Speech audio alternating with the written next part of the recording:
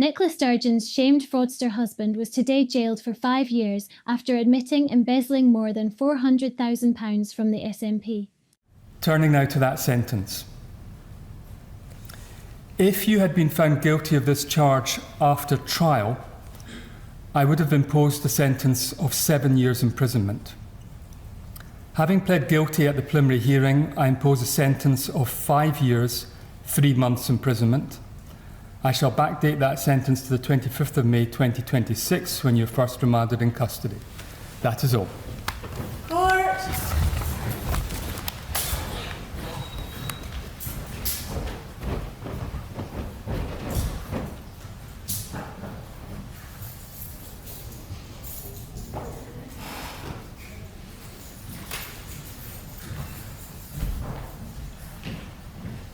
Peter Murrell, aged 61, returned to the dock at the High Court in Edinburgh to be sentenced after admitting his crimes last month.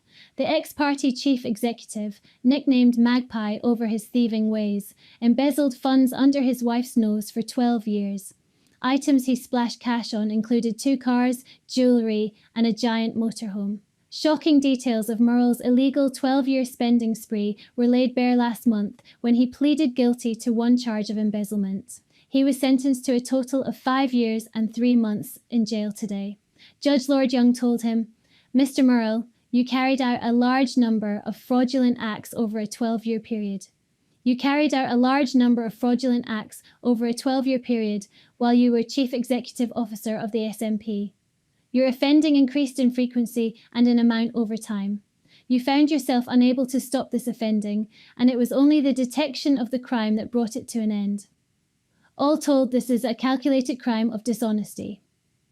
The High Court in Edinburgh previously heard how Murrell, also dubbed Sneaky Pete, splurged cash on high-end jewellery, cosmetics, games, watches, gadgets, travel luggage, coffee machines, drinks coasters and designer brollies, most of it delivered to the family home in Uddingston, Lanarkshire. Miss Sturgeon has insisted she knew nothing of his 12-year spree and never noticed the huge £125,000 motorhome parked in her mother-in-law's drive during visits. Murrell's crimes only came to light when cops were called in to investigate reports missing cash that party chiefs claimed had been ring-fenced for a second Indie referendum. Vindicated by what's happened today? Vindicated partially vindicated. He's behind bars for 5 years and 3 months, and that will go some way towards the victims, mitigation for the victims. What I'm saying is, it will go some way for the victims, that they'll feel satisfied that he's behind bars. And I think there's some justification that we can say that there's some measure of justice, but it's not.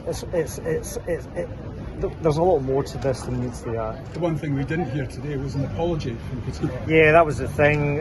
Myself and David have demanded a public apology from Peter Murrell, from NICOLA Sturgeon and from John Swinney, and none of that's been forthcoming. No apologies. But the other thing is, the victims should be fully refunded. Completely. They should be offered a refund by the SNP, and it's up to them whether they take the refund or not. And I believe that has to happen, and they have to do that. David, what do you think needs to happen now? Well, we haven't got justice yet, have we? Peter Murrell couldn't have stolen all that money without other people helping him cover it up. So I don't think this story is over at all. And the public have not been given an apology. And how do we know there's not more money missing? There's been no proper audit, no forensic accountants called in, no investigation. So clearly we need to have a full investigation. Sean, what do you think happens next? I agree with David completely. I think the £667,000 that went missing has never been accounted for, and there was people not in the SNP that donated to that referendum fund, and they are owed a full apology and a full refund. And I think there's much more to investigate. I think in the weeks to come you will all find out that there's a lot more to this. There was more than one individual involved. Murrell was not the only one. And I've always said on the record, and I say it again, that I believe that there was a case for NICOLA Sturgeon to answer through obstruction of justice. We had numerous people, Douglas Chapman, the Finance and Audit Committee, Roger Mullen and others who were basically refused access to the finances of the SNP. I believe NICOLA Sturgeon knew what was going on and she covered up a crime. That's what I believe. Peter Murrell's lawyer, John Scullion KC, said his client has lived in isolation since his guilty plea. He told the court, he confirmed through the period from his position of trust he behaved dishonestly and went to considerable lengths to conceal his crimes and avoid detection. He is overwhelmed by feelings of embarrassment and shame. Since his arrest, he has gradually withdrawn from social contact, and for many months prior to the plea, he lived in almost total isolation, at times to the detriment of his health. He recognised he is entirely to blame for predicament. At present, he does not consider himself worthy of sympathy. A custodial sentence is entirely deserved. He has been ostracised by his friends and former colleagues. The nature of many of his purchases has made him a figure of public ridicule. His humiliation will endure. His future appears bleak and solitary. Operation Branchform, which has so far cost the taxpayer more than £2 million, was launched in 2021. Murrell, his now estranged wife Sturgeon, and party treasurer Colin Beattie were all arrested on suspicion of crimes and interviewed by detectives. Amazon, the perfect foil for you because they're a retailer that you can hide transactions behind because they sell everything. So you can describe it as anything. And they deliver quickly. Very handy. But easy to hide, easy to miscode, easy to buy things and call them something else if you buy them on Amazon. And you spread the Amazon transactions across 3 cards because see if all your Amazon purchases were on your own card, it'd just be Amazon, Amazon, Amazon. It'd be non-stop. And you probably max out your card after a while. You've got to spread it across all 3. That's why you use Amazon so much, isn't it?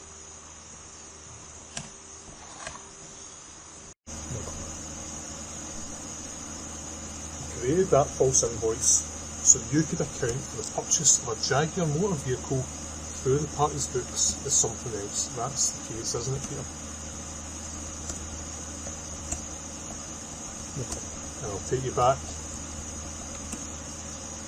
to the definition of embezzlement. The accused, in order to conceal his defalcations, usually makes false entries in the books or omits to make entries. Here we have false entries through the zero count system. Here we have a forged document. Of that amount, over £19,000 is exclusively of pens alone.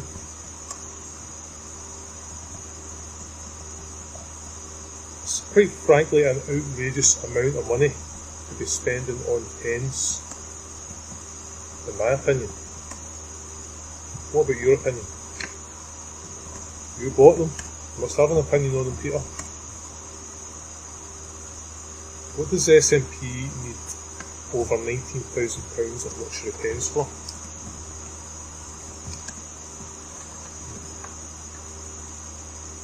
Your behaviour and embezzlement must have had a negative impact on the business. There must have been decisions couldn't be made because the cash reserve was so low. And part of the reason they're low is you're thieving off them.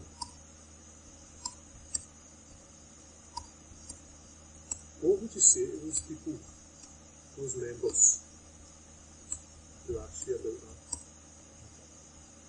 What are you going to say to them when they ask you about it, Peter?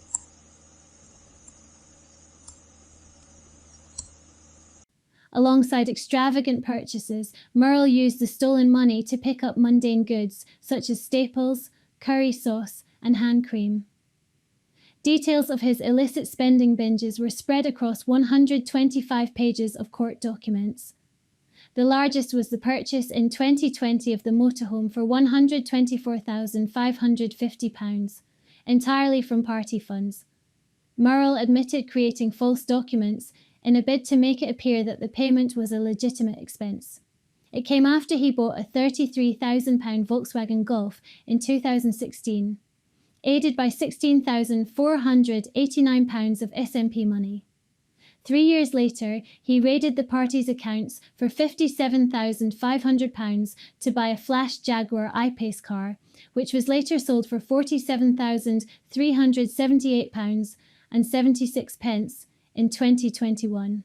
Murrell also dipped into Nat's coffers to order 2 Bremont watches for a combined £9,350, plus a £4,225 Star Walker World Time fountain pen, and a £3,500 Hamilton and Inches silver wine coaster. The fraudster submitted false business expense claims worth £18,408 and 91 pence between 2019 and 2022, including allegedly fabricated invoices for companies like Apple. Multiple purchases were made through online retailer Amazon using SNP payment cards. Murrell also spent £139,971 of SNP money with John Lewis, Dyson, Selfridges, Wayfair, Molton Brown and Montblanc using false accounting procedures.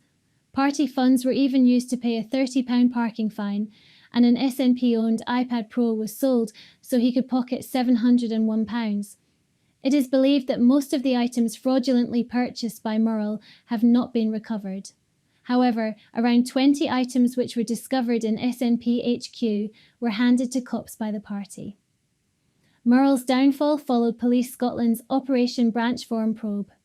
Following his conviction, Assistant Chief Constable Stuart Houston, who spearheaded the investigation, accused Murrell of showing utter contempt for the trust placed in him by SNP activists and politicians. Sentencing that has taken place today recognises the severity and the seriousness of the offences that have been committed against the Scottish National Party, so I welcome the sentence that has been allocated, and I hope this provides some answers and some closure for members of the party who will feel deeply let down by the betrayal of trust, as I feel let down by the betrayal of trust by Peter Murrell in this particular case.